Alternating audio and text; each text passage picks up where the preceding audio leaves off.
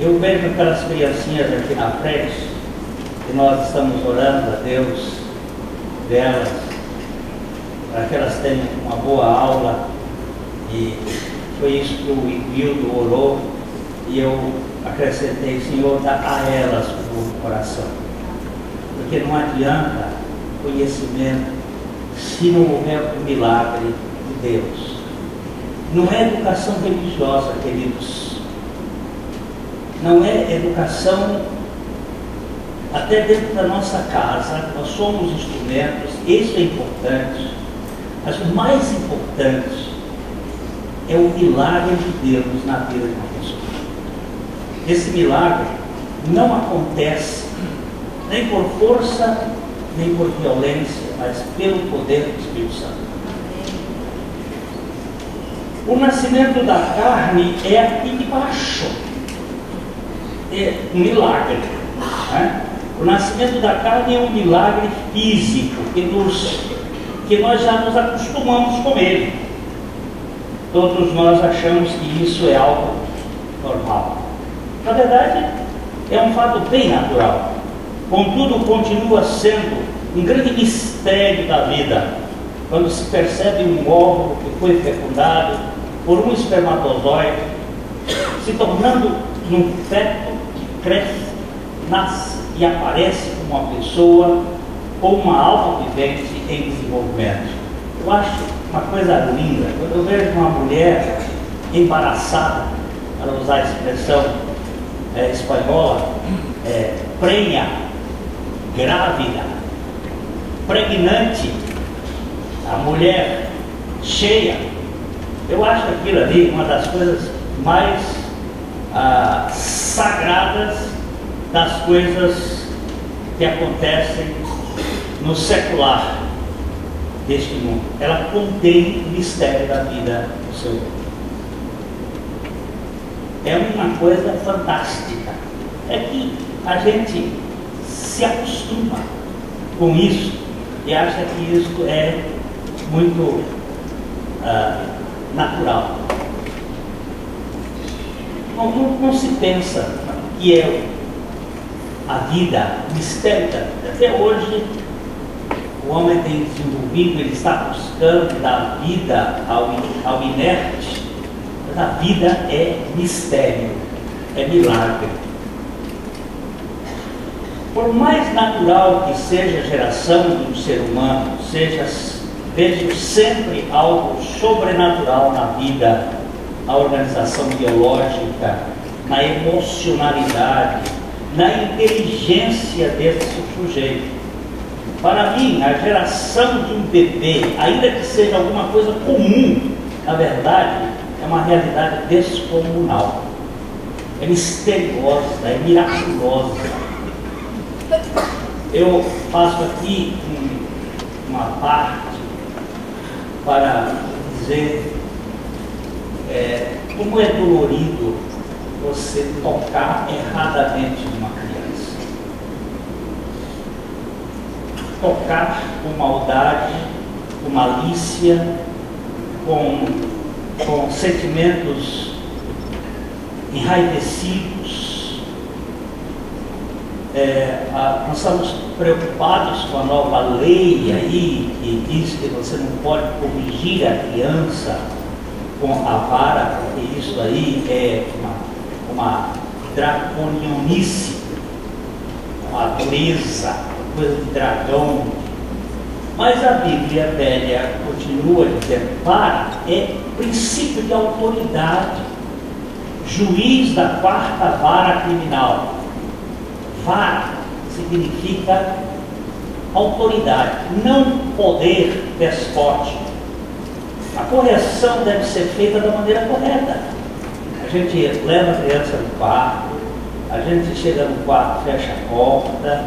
Se você não quebrar a vontade da criança, a sua rebeldia, depois a polícia mete o cacete nele sem dó nem piedade. E aí o Estado pode fazer isso, os pais não podem fazer, corrigindo, aí o governo vai fazer no cacete ou na bala.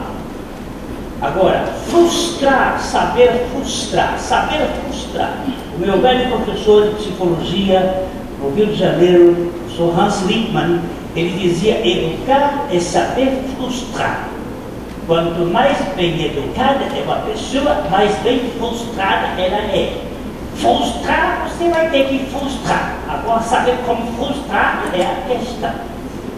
E essa é a questão. Saber frustrar é a questão. Frustrar com amor, com firmeza. Deus nos frustra, Ele nos corrige.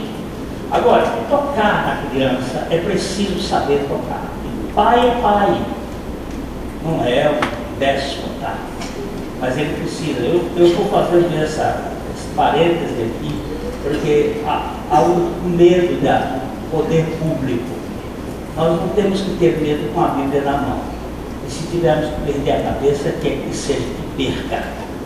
Mas nós não vamos engolir sapo, porque é politicamente correto. É desumano o sistema que está sendo implantado neste mundo. Eu vi um artigo hoje daquele Ives Gandra, aquele jurista, falando sobre a cristofobia, e a mídia nacional não dá a ênfase aos cristãos que estão sendo mortos no mundo. Dão ênfase, sim, aos homossexuais que apanham, mas não dão ênfase aos cristãos que estão sendo mortos. E ele está descendo a ripa e dizendo, baseado num artigo que saiu numa revista americana. Agora, nós não temos que nos curvar a cabeça por causa disto. É tão duro você ver um homossexual sendo açoitado como um cristão sendo açoitado. Agora, voltando aqui ao nosso assunto, o milagre da vida carnal, contudo, vem sempre governado. Ele é um milagre sim, mas ele vem sempre governado por um eu egoísta. Mas todo eu não é egoísta? Não. O eu de Jesus não era um eu egoísta. O eu egoísta é o eu do pecado, possessivo, dominador, caótico, contaminado pela rebelião do pecado e da morte. Já nascemos rebelados, revoltados e revolucionários, fazendo parte de uma raça dura, incrédula e mentirosa, que tem como sentença uma guilhotina invisível apontando para o pescoço e uma lápide oculta pendurado no peito. Essa noite eu perdi o sono e eu pensei assim: quanto vai ser o tempo da minha guilhotina? Eu tenho um tempo de validade. Vai chegar uma hora, eu vou dormir, mas para onde eu vou eu sei. Mas quanta gente que não sabe para onde vai. E aí é o desespero existencial. A vida no perímetro da carne, ainda que seja muito boa para muitos, e nem sempre para todos ela é boa, é na realidade finita e uma grande incógnita. Afinal, o que viemos fazer aqui nesta terra? Além do que o prazo de validade é curto demais e o futuro é nebuloso ao extremo. O que significa? Qual o significado de nossa existência nesse planeta? O que nos espera depois da morte? Como será a nossa identidade além da sepultura? Será que a vida acaba na tumba? Ou haverá outra vida depois da morte? São perguntas chamadas as perguntas que a mente sempre faz em todas as gerações. O que eu estou fazendo aqui? De onde eu vim? Para onde eu vou? Quem sou eu? Perguntaram uma vez, um guarda perguntou a Schopenhauer, aquele filósofo. Ele estava dormindo no banco da praça e o policial acordou ele e disse: moço, o que o senhor está fazendo aqui? Quem é você? Ele disse: é exatamente isso que eu estou procurando para ter. E eu não sei, nem sei quem eu sou, nem o que eu estou fazendo aqui. Essa é uma questão que muita gente não sabe o que ele está fazendo aqui. Este efetivo humano é passageiro, e estas perguntas angustiantes que nos asfixiam têm sido responsáveis pela elaboração de filosofias exóticas e religiões exibidas em busca de uma alternativa para esse aparente beco sem saída. Tem reencarnação? Não tem reencarnação? Acabou? Desaparece? Cessa tudo enquanto a antiga musa canta? O que vai acontecer depois da morte? Essa é uma questão. A morte deixa a gente refém da dúvida e com uma pergunta depois de sua visita: o que existe no avesso dessa vida? Por mais lúcidos que possamos ser, o fato é que não há muita luz no final do túnel. A existência pós-morte é um enigma. Depois de fazer uma reunião de velório, um cidadão que me ouvia assim, com muita atenção, ele chegou para mim depois, enquanto nós caminhávamos atrás do féretro, ele virou para mim e disse assim: o senhor crê no que o senhor disse? Ele disse: eu creio na palavra de Deus, ela é Deus sustentável.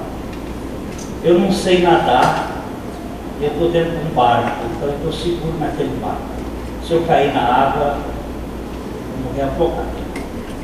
Por isso, toda a minha segurança é esse barco, é a palavra de Deus, é aqui onde eu ponho. Mas o senhor consegue explicar? Não. Infelizmente, eu não consigo explicar. Eu estou aqui seguro nessa palavra. Quem esteve do outro lado desta vida terrena e depois voltou para nos dar as suas impressões sobre o mundo pós-morte?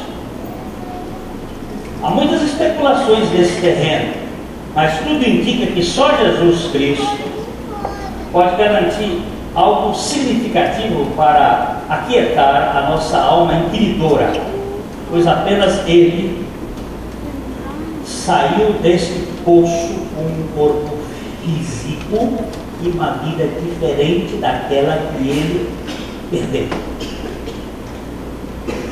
Jesus foi o primeiro que teve ressurreição. Já falei isso aqui várias vezes. Antes de Jesus, nunca teve ressurreição, houve ressuscitação.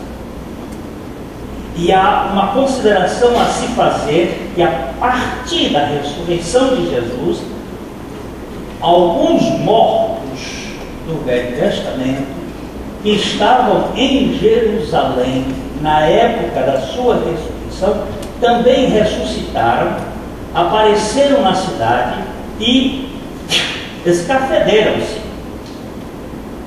Essa é chamada de primeira ressurreição. Sumiram. Não temos mais notícia deles. Acho que Jesus mandou eles ir logo para o paraíso. Agora, Jesus foi o primeiro a ressuscitar. Que a vida que ele recebeu pós-morte não era a vida que ele recebeu do ventre de Maria. E esta é a vida que nos faz nascer de novo. A vida que nos dá novo nascimento não é a vida que ele perdeu na cruz, é a vida que ele ganhou na ressurreição. Se cremos que Jesus Cristo ressuscitou dentre os mortos, seremos salvos. É aí que está a história. Por falar em inquérito, porque nós estamos aqui dizendo que a nossa alma é inquiridora, que tal indagar sobre o nascimento do alto?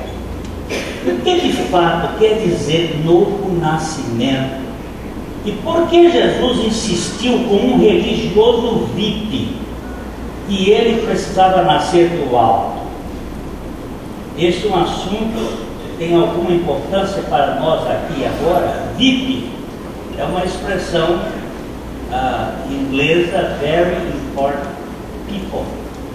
povo, gente muito importante, gente, very important people, né?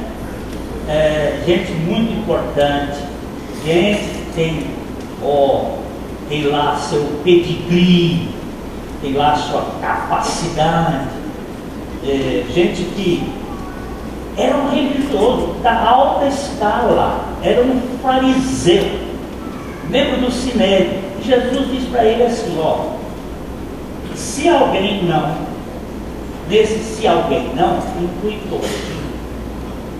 Portanto, considere-se nesse pacote.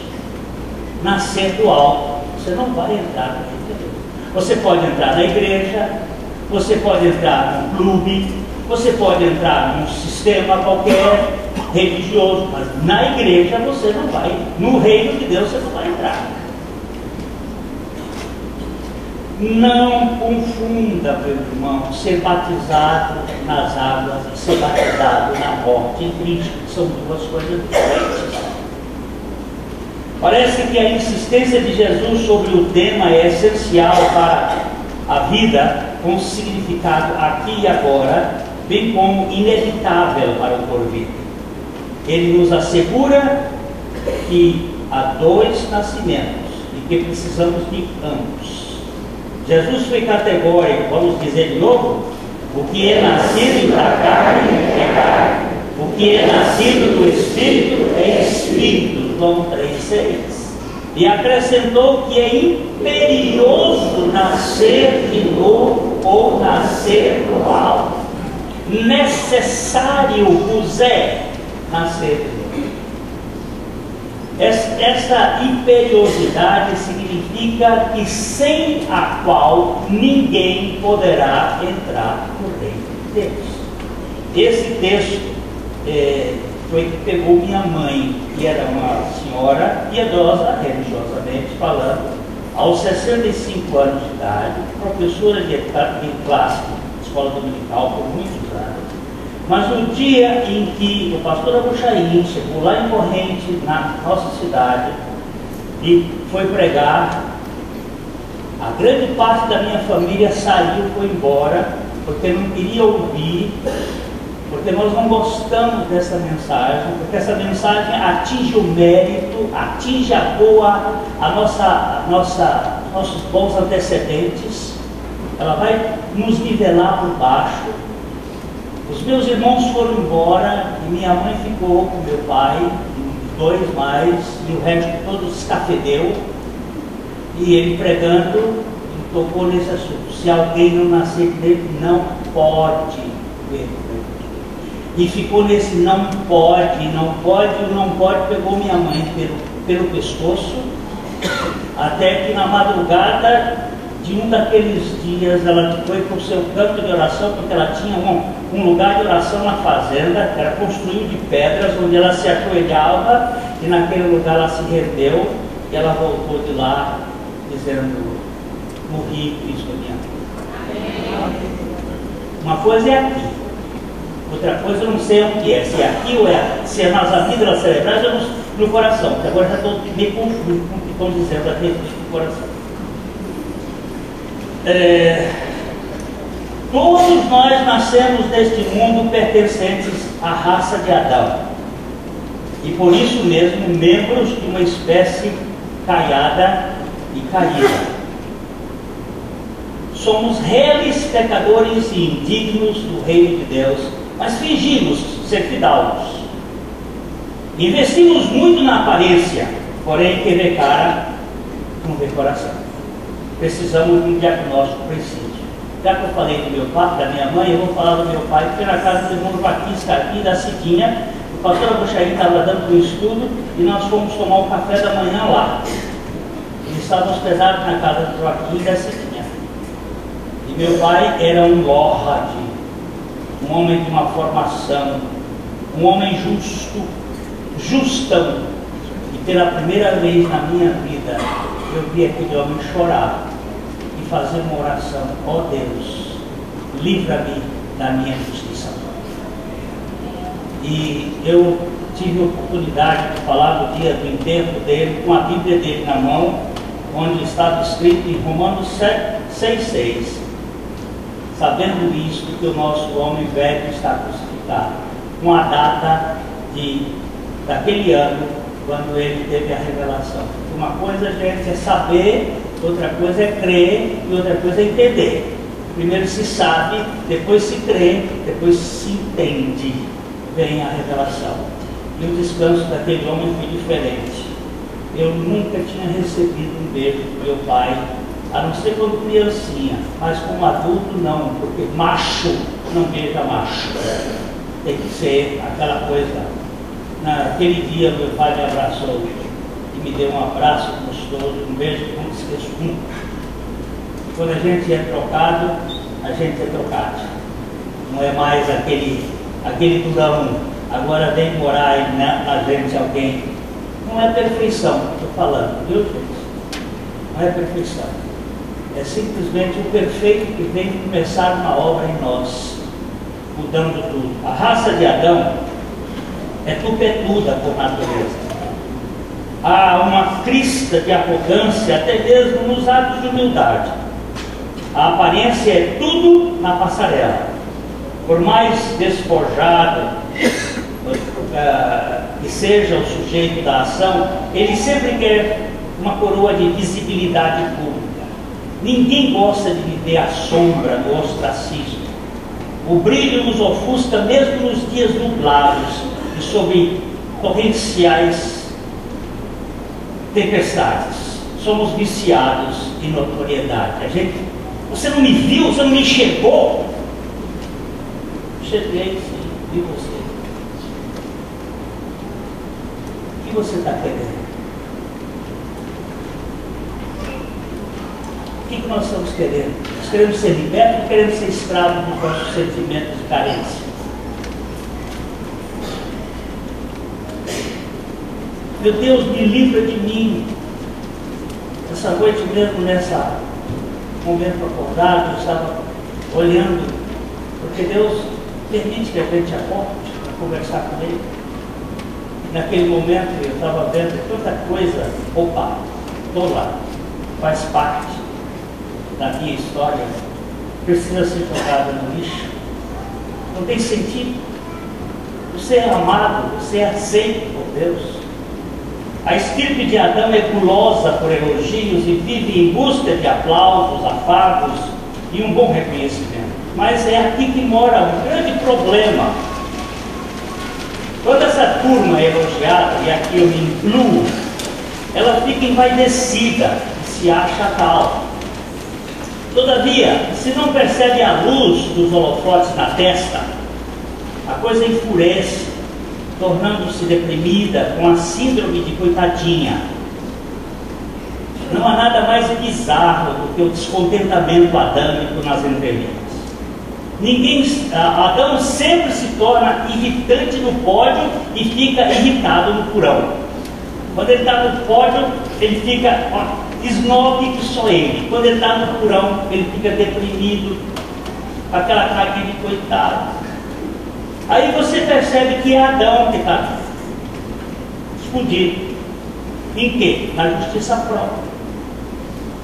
A justiça própria quer o elogio, e quando ela não recebe, ela fica deprimida. E quando ela recebe, ela fica orgulhosa. Exibe e mostra, expõe aquilo. E adoece. As duas adoecem a gente. Nós ficamos adoecidos tanto pelos louvores que recebemos, como pelas críticas que somos alvos. E nós vamos ser libertos de ambas, para poder viver uma vida mais, vamos dizer, light, mais leve. O orgulho inchará o velho Adão quando for ovacionado e o deprimirá ao ser criticado. O problema do nascimento da carne é o carnegão da carnalidade, que vai sempre exigir uma boa correspondência às suas expectativas narcisistas. Por isso, a alternativa do alto tem como objetivo demolir as prerrogativas da autoestima vaidosa. Meu Deus, por favor, por misericórdia, arranca estes esses alicerces velhos, da estrutura que me mantém, mesmo nos bastidores, com cara de bom moço, uma pessoa arrogante, que está cobrando dos outros, que está exigindo dos outros, que quer que o outro corresponda. Meu Deus, faz isso com essa obra em mim, por tua graça. O nascimento do alto começa com o esvaziamento de Cristo. Se o pecado vem promovendo a exaltação do ser humano como se fosse Deus, a salvação do pecado propõe a vinda de Deus ao mundo. A vinda de Deus ao mundo.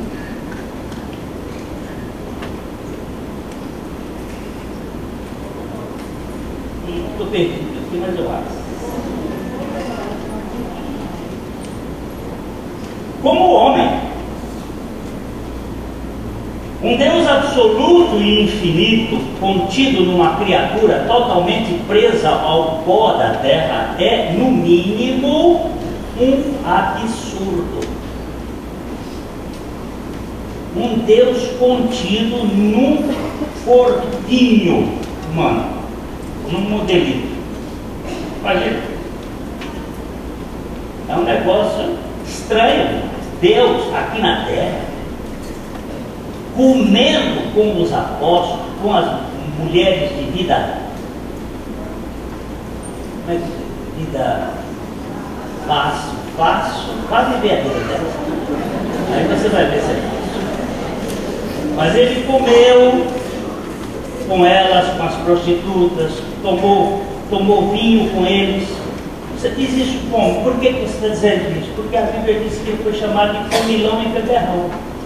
Eu nunca vi até hoje uma pessoa ser chamada de beberrona por ser bebedora de água.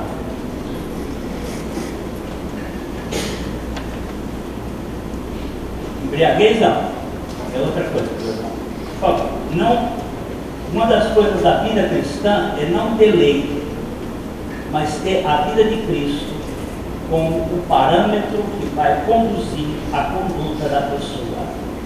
Sem ninguém, nós vamos tratar disso aqui para frente, vai depois, sem ninguém estar interferindo, porque você é livre. Deus tirou o cabrete da sua cabeça. Você é livre até para ir para a casa das meretrizes, como foi o filho pródigo, que foi para lá, segundo o julgamento do filho mais velho, porque ninguém sabe, o texto bíblico não diz, o filho mais velho foi que disse que ele estava lá. Que o julgador é sempre o que diz que o outro está no lugar onde ele queria estar. Ele não foi, mas disse que o outro estava lá. É sempre assim.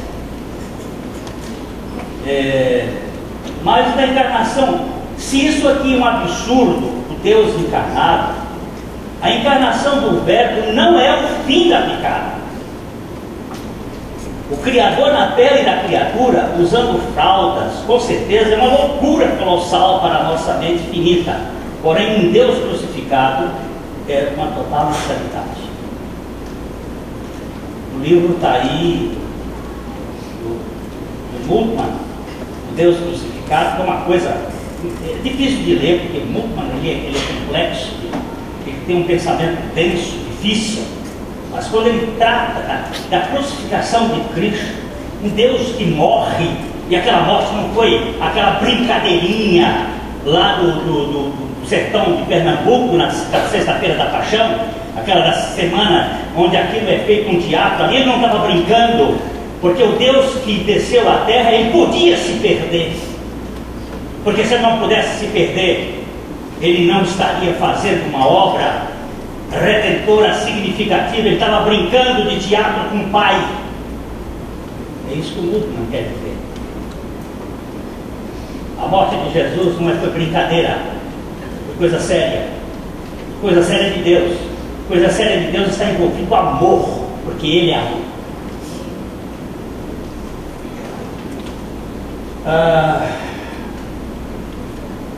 Um Deus crucificado na total insanidade. Foi nesse contexto de doidice que Paulo afirmou em 1 Coríntios capítulo 1, verso 18.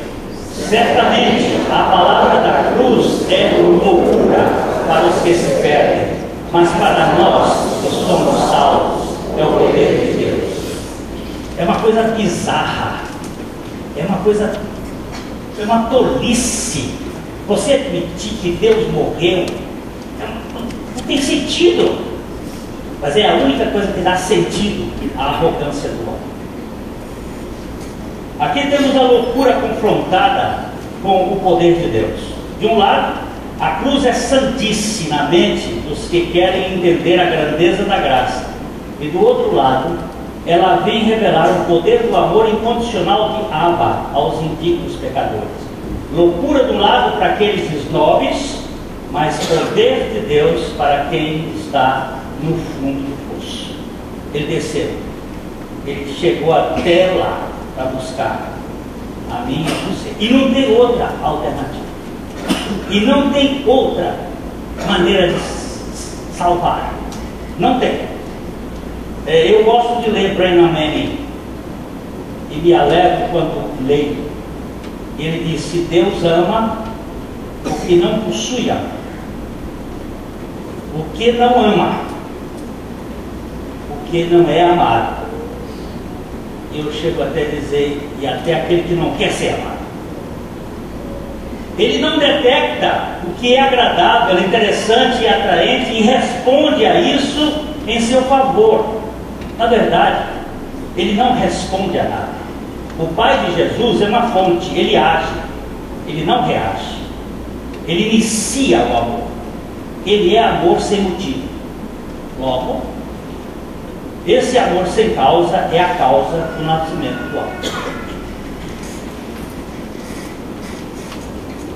Mas precisava saber na minha frente, quando a Mariana foi formada na barriga da Carla, você começou a amá-la quando teve a notícia?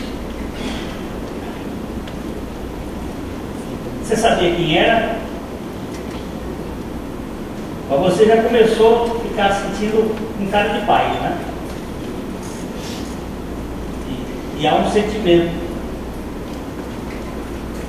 Ontem, eu não sei o nome daquele ator, eu vi um pedaço, ele fez uma entrevista com a Sandra Anhabete. Aquele ator que está fazendo um papel de homossexual numa dessas novelas aí, que está gerando frisson aí na turma. E ele dizendo a respeito da filha dele, ele disse assim, eles são separados, ele vai casar de novo, ele disse assim: eu tenho saudade da minha filha, é uma saudade na carne, ela pertence a mim. Agora pensa isso de Deus. Pensa isso, aquela cruz não é troca do amiguinho,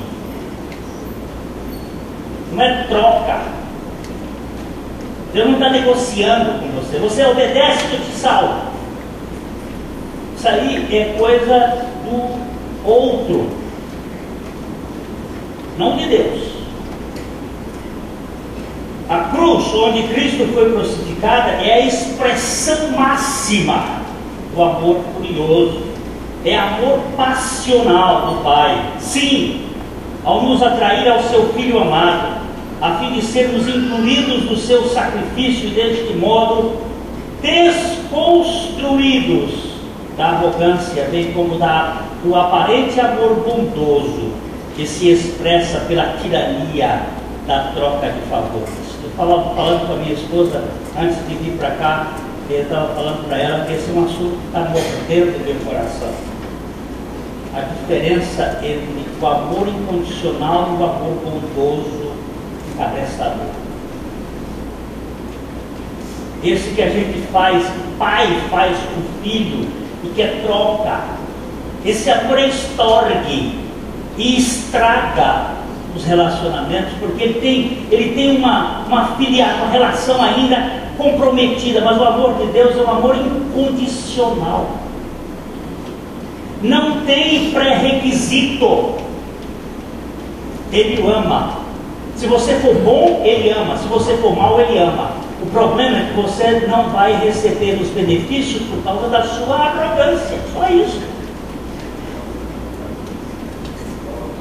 Prova o amor para conosco, sendo nós ainda pecadores. E quero que você entenda, quando John Newton, o autor de Amazing Grace, a graça eterna de Jesus, ele está morrendo, ele vira-se para o Wilberforce, que é o autor daquele projeto que botou a linha nos navios, os navios afundavam os escravos, e ele foi o autor disso na Inglaterra, como um cristão. Ele diz para Wilberforce o seguinte: o que mais me encanta é a graça de Deus, e o que mais me encanta na graça é que eu, ainda sendo o pior dos pecadores, ela não desiste de mim. Isso sabe o que é graça? Entendeu? Será no final da vida dele, ela não desiste de mim. O nascimento do alto tem a ver com a mudança radical de nossa paternidade, que determina a razão do verdadeiro amor. Esse amor incondicional é a herança de uma nova filiação gerada do céu pela vida que nasce da morte. Deixa eu falar de paternidade, deixa eu dar um pequeno exemplo. Algum tempo atrás, alguns anos, já faz bastante tempo, talvez 20, mas eu não dou conta que eu estou envelhecendo. Uma senhora chegou com a filha e disse assim: pastor, minha filha vai se casar. Nós somos evangélicos, mas o marido dela, ele é católico. E a Bíblia fala sobre casamento julgo desigual. Fala. Julgo desigual não é ser evangélico ou ser católico. É quem é o pai dele. Julgo desigual significa de quem você é filho. Você pode ser católico e ser filho de Deus. Você pode ser evangélico e ser filho do diabo. O problema aqui não é de rótulo, minha irmã. O problema aqui é de essência. Você é filho, olha, vai dar problema, sabe por quê? É que o sogro de um vai dar problema com o outro. Deus nunca vai dar problema para o diabo, mas o diabo vai dar problema para o sogro dele, para o sogro do outro. Ele, quando é sogro, ele vai dar problema. Agora me fiz entender um pouco. Estava confuso.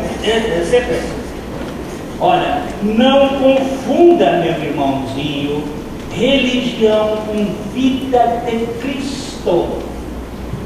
Nós temos muita gente no meio evangélico que não tem experiência de novo nascimento. E temos muita gente na igreja católica que tem experiência de novo nascimento. Como é que você pode dizer isso? Pelos frutos, os conhecereis. Mas isso aí vai ser mais para frente, nós vamos tratar desse negócio da frutificação. O nascimento da carne nos capacita a amarmos condicionalmente. O amor terreno é jogo de interesse, um negócio, e como diz Wayne Jacobsen, uma troca de favores. Neste caso, nós amamos os que são amados. Há sempre um pré-requisito favorável apoiando uma possível permuta vantajosa no jogo. Se você estiver adequado às minhas conveniências, então podemos fazer esse negócio afetivo. Estamos certos?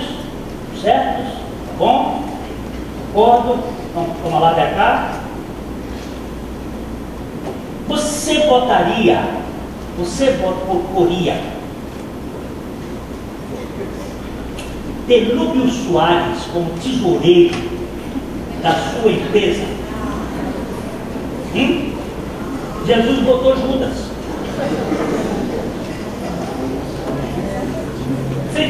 Você tem noção? E ele sabia, desde o princípio. Você tem noção disso?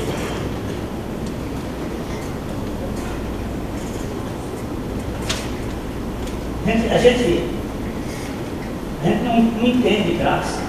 Eu não. Deus não vai fazer negócio com a gente. Ele vai amar você. Olha, eu estive num encontro de jovens na segunda-feira, onde o Marcelo Quintela esteve expondo a palavra sobre fraqueza. Eu vou dizer para vocês que 38 anos que eu estou aqui em Londrina, eu não tive tanto impacto na minha vida como naquele dia. Mas eu olhava para um moço que estava assim no revés dos meus olhos, e ele sustentava, ele chorava como um desesperado. Porque quando a graça vem na sua fúria e não bota a cabeça, e retira as portas, e retira a condicional, ninguém aguenta, ninguém suporta. Ela escancara e diz assim: olha, tem um amor incondicional aqui te aceitando, cara. Cada um de nós tem uma história, tem um trauma, tem um troço. Aquele moço tinha um trauma pesado. É nesse lugar duro e sujo que o nosso Deus se mistura, vira lama, um Deus que se lameia para limpar. Contudo, o nascimento do alto nos coloca numa outra família. Eu pertencia a uma família velha, a família do capeta, do diabo. Você é filho do diabo, você não nasceu de novo, mas é boa, pode ser uma boa pessoa. Vós sois do diabo e quereis fazer as coisas dele. O nascimento é mudança de paternidade, de confiança, não é mudança de comportamento. Deus agora vai nos educar pela graça. A graça nos foi dada para que nós possamos ser educados, não educados. Não é de fora para dentro, é de dentro para fora. Ele vai retirar isso. Nascimento do alto nos coloca numa outra família onde o amor é de cima e está acima de qualquer favorecimento pessoal. É amor sem troca e sem truco. Os filhos de Abba amam somente com o amor do alto derramado nos seus corações. Romanos 5:5. Ora, a esperança não confunde, porque o amor de Deus é derramado em nosso coração pelo Espírito Santo outorgado. Olha só, gente querida de Deus, a esperança não traz confusão, não produz confusão. Fique sabendo, o amor de Deus é derramado, é colocado, é depositado. O amor chega e enfia o cheque no bolso seu, assim, você chega lá e diz: ué, quem botou isso aqui? Foi o amor que derramou. Estou falando figuras de linguagem. O alto valor do nascimento do alto é o amor incondicional que é derramado incondicionalmente no coração dos filhos de Deus. Esse amor sem fronteiras, sem qualquer predicado do sujeito amado, é um milagre de cima e um mistério encimando tudo que nos rodeia. Assim, nós saímos da casa do penhor, onde vivíamos devendo favores, e entramos na casa do amor para usufruir do banquete da aceitação eterna. Isso é tão gostoso, a gente sair daquela... Eu vi aquela viúva, que era, de vez em quando ela fazia isso, ela tinha uns negócios aqui, e ela entrava em dívidas. E até ela entender isso, então ela pegava as joias dela e penhorava. Ia na Caixa Econômica e penhorava. Quando o negócio estava para findar o prazo, ela corria aqui e disse: pastor, me ajuda. Aí eu era o depositário do penhor dela. Eu ia lá e dava um jeito de tirar a coisa, ela tirava de novo, aí entrava no... Aí para ensinar ela não podia se endividar, que a dívida é junta, espera. Salles e Bárbara não tinham ainda organizado vida sem dívida. E era assim que, até ela, foram umas 2 vezes. Olha, mulher, não fica essa coisa, você tem que sair dessa casa do penhor para a casa do filho do seu amor, onde você recebe de graça. Mano, esse desejo do céu você não precisava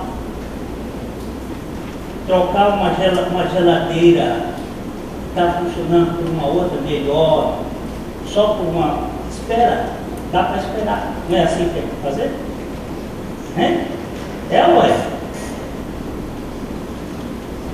Não tem uma aula dessas lá? Tem.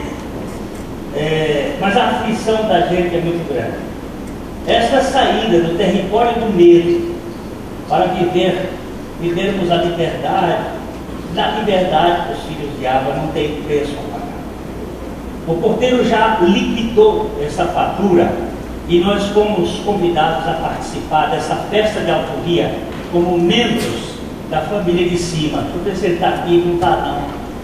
Mas foi muitos anos também, já mais de 30 anos, entrando lá no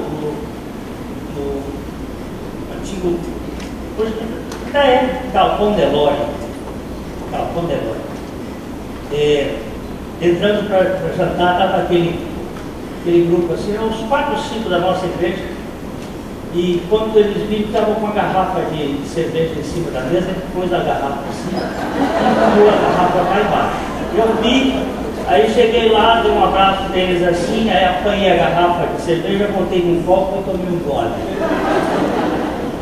Aí ele ficou assim, olhando para meu filho.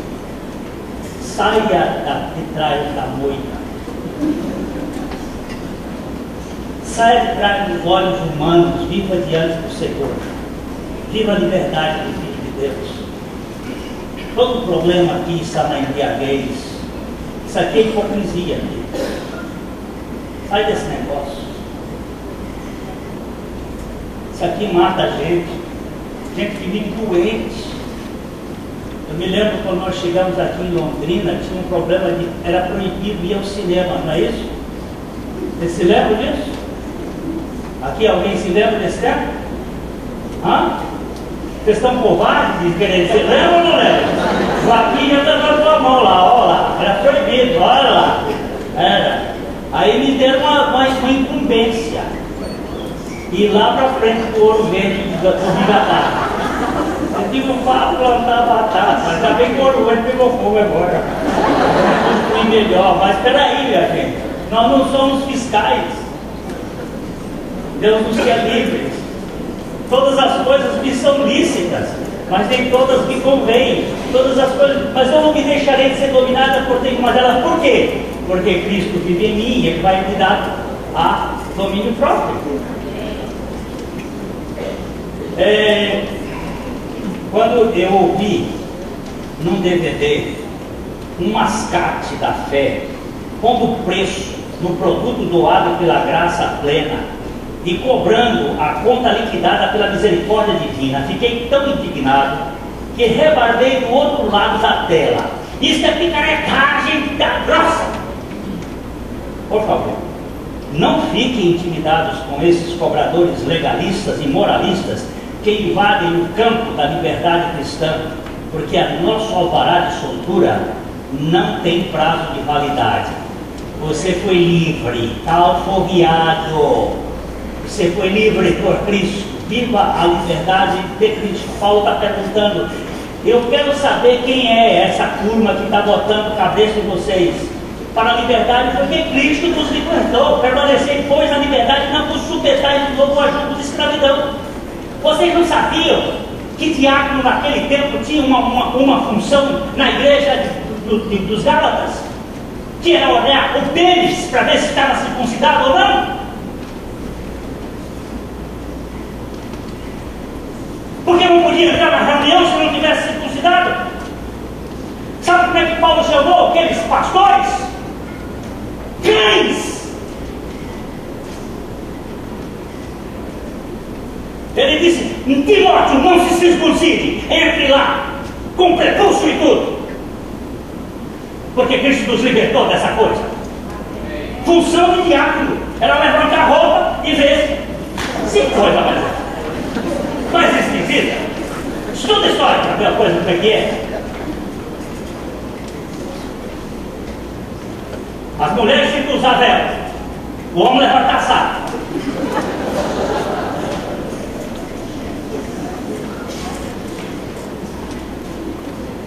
Vai querer botar isso na liberdade de Cristo? Eu quero saber onde está o amor. Nossa identidade de filhos de Abba foi construída na certeza de um amor sem limite, lá de cima, e sem qualquer motivação cá de baixo. Veja nesse amor inalterável o formato de nossa certidão de nascimento no cartório do alto. João 3, 1 João 3:1. Vede que grande amor nos tem concedido o Pai, a ponto de sermos chamados filhos de Deus. E de fato, somos filhos de Deus. Por essa razão, o mundo não nos conhece, porque não o conheceu a Ele mesmo. Vede quão grande amor. Eu tenho feito essa pergunta a alguns irmãos. Você sabe o quanto Deus te ama? E alguns ousam responder essa bobagem. Sei, mentiroso. Você é um grande mentiroso. Você não sabe o quanto Ele te ama. Porque a palavra de Deus foi tão grande que ela diz assim: de tal maneira que Deus. Agora, nós não sabemos o que é isso. Secreto demais. Eu não tenho noção do tanto que Ele me ama. E o Brennan disse: quando você chegar no céu, você vai ser surpreendido com uma pergunta. Aí as pessoas começam a dizer: o que eu fiz, o que eu não sei o quê. Deus vai fazer uma só pergunta: você sabe o quanto eu tenho amado você?